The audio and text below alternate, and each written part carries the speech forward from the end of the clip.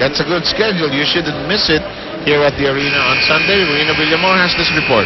Yes, in that last huddle, it's back to the basics and back to the ABCs for the Lady Stags, as A stands for aggressiveness. In that second set, they played very lousy. That's why in the third set, they have to put fire in this game. B4 believe in themselves, lalo na para itong si Crisostomo dahil naging hesitant siya during that second set.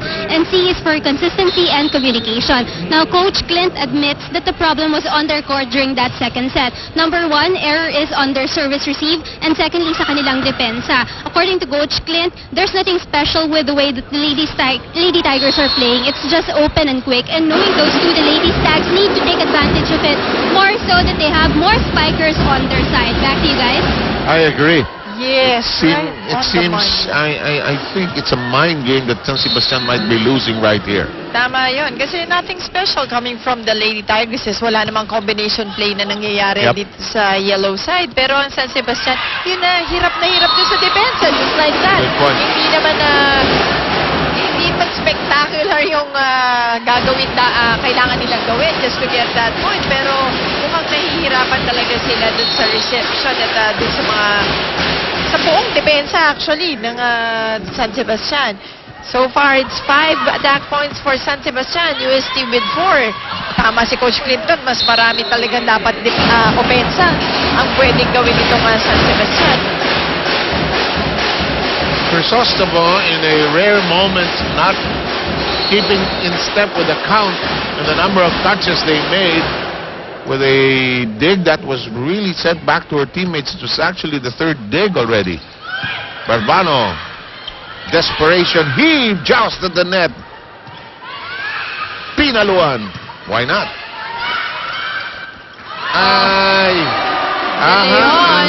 Interesting call.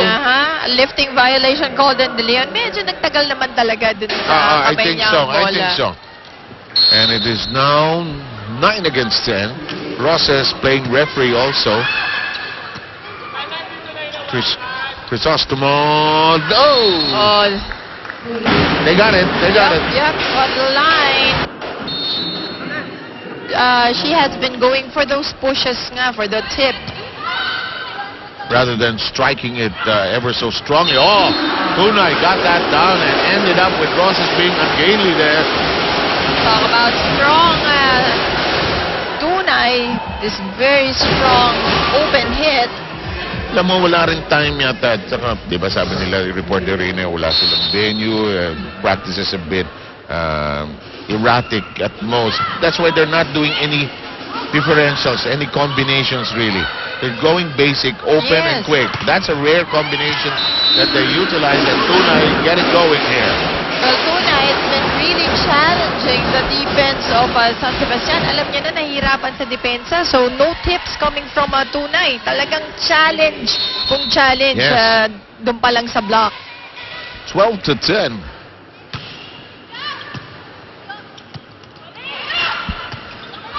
Labiano.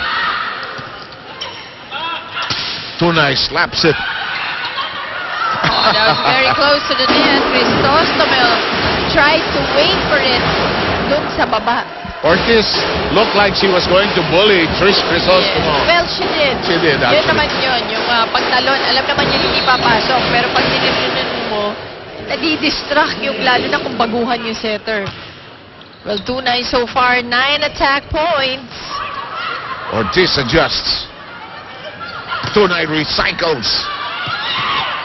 Reprises her role of attacker. Labiano, good touch. Down the middle we go! And Jeng Boli nagpakilala once again in this third set via that back row attack. Huwag kakalimot, Jeng Boli. You know, Akala ko naman si Darna yun eh. we just get a kick out of it when she starts speaking in Tagalog. Kamusta po? Oh, very nice girl. Ooh! Tipped by Ortiz. Oh, that's right. Violation called against Manjari on that double touch. USD getting a lot of breaks here, getting a lot of freebies. They're ahead 14-11. Alam mo, nangyayari dito sa game na to, pag yung isa nagkakaroon ng problema, yung isa nagte-take advantage. That's right. Wala nung Yep. first set, ganun ang nangyayari. First set going the way of Basted and UST roaring back in the second. That is rejected at the net. Reverse set. Pinalo ni Barbano. Huli siya. UST staying on with their defense at the net. It's their defense that has kept them in the game actually. True. Nung Yun una, no? Yes, nung first set, wala. Nagkakagulo dun sa loob. Natutulog doon sa turon sa likod ng UST eh. Kasi may hospital Na napakasarap. na napakasarap.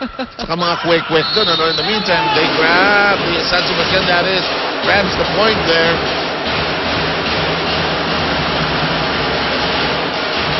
One family pizza, it's gotta be Shakey's. Sa UST pinanganak lahat ng tatlong anak kong lalaki. Kaya alam ko lahat ng kainan doon sa likod. Eh. Kaya naman pala. Eh, ayaw ako makita ng asawa ko. Lumayas ka dyan. Maiso. Oh, ay. Isa sa pinakamatagal dyan, si Mami at si Daddy Lopez. Yes. Kamusta sa inyong dalawa? Pinaluan ni Tunay. Really shining here in this third set. Carmela Tunay paving the way for the second technical timeout, that is, at 16-12.